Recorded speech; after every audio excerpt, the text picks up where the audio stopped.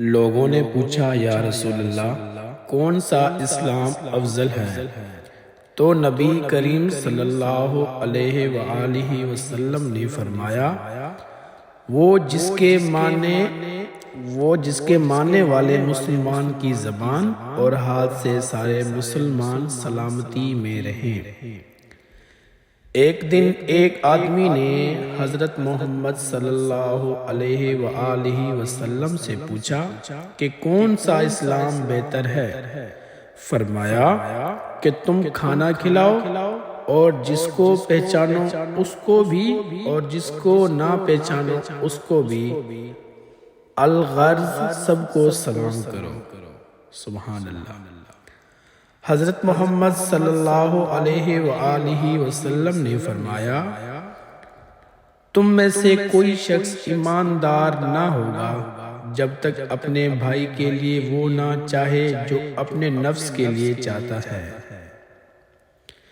بے شک رسول کریم صلی اللہ علیہ وآلہ وسلم نے فرمایا قسم ہے اس ذات کی جس کے ہاتھ میں میری جان ہے، تم میں سے کوئی بھی ایماندار نہ ہوگا جب تک میں اس کے والد اور اولاد سے بھی زیادہ اس کا محبوب نہ بن جاؤں۔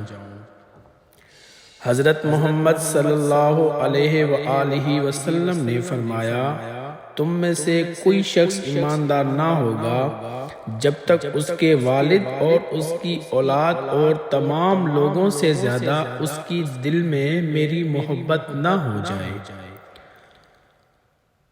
وہ نبی کریم صلی اللہ علیہ وآلہ وسلم سے آپ نے فرمایا تین خصلتیں ایسی ہیں جس میں یہ پیدا ہو جائیں اس نے ایمان کی مٹھاس کو پا لیا۔ اول یہ کہ اللہ اور اس کا رسول اس کے نزدیک سب سے زیادہ محبوب بن جائے۔ دوسری یہ کہ وہ کسی انسان سے محض اللہ کی رضا کے لیے محبت رکھے۔ تیسری یہ کہ وہ کفر میں پس لوٹنے کو ایسا برا جانے جیسا کہ آگ میں ڈالے جانے کو برا جانتا ہے۔ آپ صلی اللہ علیہ وآلہ وسلم نے فرمایا انصار سے محبت رکھنا ایمان کی نشانی ہے اور انصار سے کینہ رکھنا نفاق کی نشانی ہے۔ رسول اللہ صلی اللہ علیہ وآلہ وسلم نے فرمایا وہ وقت قریب ہے جب مسلمان کا سب سے عمدہ مال اس کی بکریاں ہوں گی جن کے پیچھے وہ پہاڑوں کی چوٹیوں اور برساتی وادیوں میں اپنے دین کو بچانے کے لیے بھاگ جائے گا۔ رسول اللہ صلی اللہ علیہ وآلہ وسلم کو کسی کام کا حکم دیتے تو وہ ایسا ہی کام ہوتا جس کے کرنے کے لوگوں میں طاقت ہوتی۔ اس پر صحابہ رضی اللہ عنہم نے عرض کیا کہ یا رسول اللہ ہم لوگ تو آپ جیسے نہیں ہیں، آپ تو معصوم ہیں اور آپ اللہ پاک کے اگلی پچھلی معافی فرما دی، اس لیے ہمیں اپنے سے کچھ زیادہ عبادت کرنے کا حکم فرمائیے۔ یہ سن کر آپ ناراض ہوئے اور حتیٰ کہ خفگی آپ کے چہرے مبارک سے ظاہر ہونے لگی۔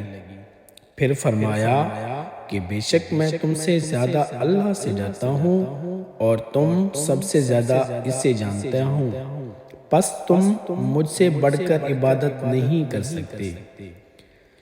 آپ صلی اللہ علیہ وآلہ وسلم نے فرمایا جس شخص میں یہ تین باتیں ہوں وہ ایمان کا مزہ پا لے گا۔ ایک یہ وہ شخص جسے اللہ اور اس کے رسول اس کے ماسوا سے زیادہ عزیز ہوں، اور دوسرا یہ کہ جو کسی بندے سے محفل اللہ ہی کے لیے محبت کرے، اور تیسری بات یہ کہ جسے اللہ نے کفر سے نجات دی ہو پھر دوبارہ کفر اختیار کرنے کو وہ ایسا برا سمجھے جیسا آگ میں گر جانے کو برا جانتا ہے۔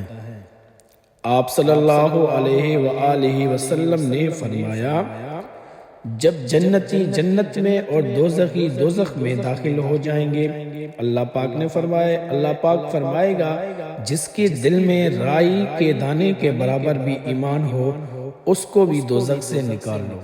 تب ایسے لوگ دوزخ سے نکال لیے جائیں گے اور وہ